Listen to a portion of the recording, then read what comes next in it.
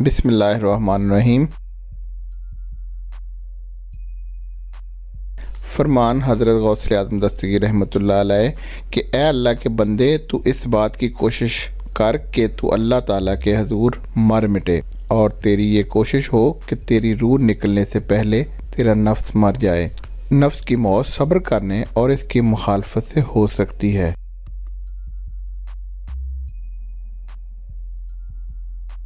ए मुसलमान, तुझसे क्या नहीं हो सकता और तेरे किए बगैर चारा नहीं। बस तू कोशिश कर। मदद करना अल्लाह ताला का काम है, वही अंजाम को पहुंचाएगा। तू जिस समंदर में है इसमें हाथ पांव मार, ताज़ा मौजें तुझे उठाकर किनारे तक ले जाएंगी।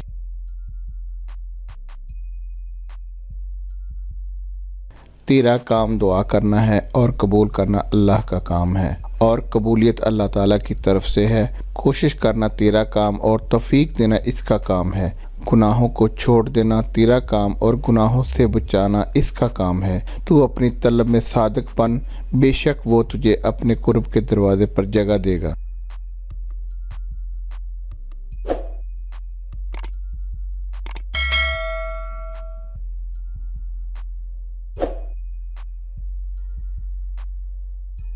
मैं तमन्ना करता था कि जंगलों बियाबानों में इस तरह रहूं जैसे मैं पहले किसी ज़माना में रहा करता था।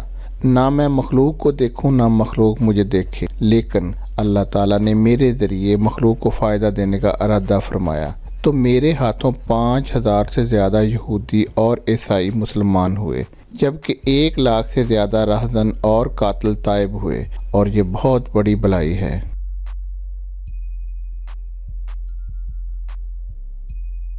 अपने मुर्शिद के सामने मुर्दा बन जा, अपने शेख के सामने ऐसे हो जा कि तेरा शेख तेरे दिल में जलवागर हो जाए। यही मकाम व मनसब फनाफी शेख, फनाफी रसूल और फनाफी अल्लाह का है।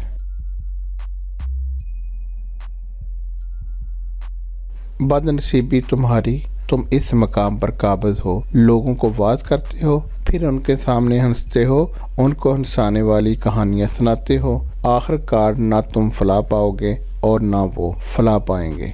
इल्म पढ़ाने वाला अदब सिखाने वाला होता है और सामीन बच्चों की मानद होते हैं, और बच्चा बग़ैर रोशनी, महरूमी और तरशोई लाज़िम के सीखता नहीं।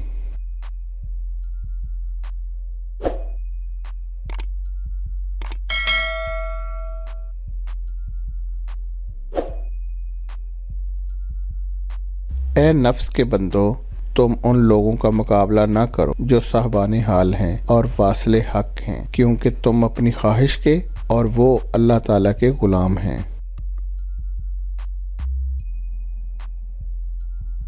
तुम्हारी निगाहें दुनिया पर लगी हुई हैं और उन्हें आखिरत की रग़बत है। तू दुनिया की तरफ निगरां है और वो अर्ज़ो समा के रब की तरफ देखते हैं। तू मखलूक से आराम का तलबगार है और वो हक ताला से। तेरा दिल अहले दुनिया से लगा है और उनके क़ुलूब रब्बुल अर्श से जुड़े हैं।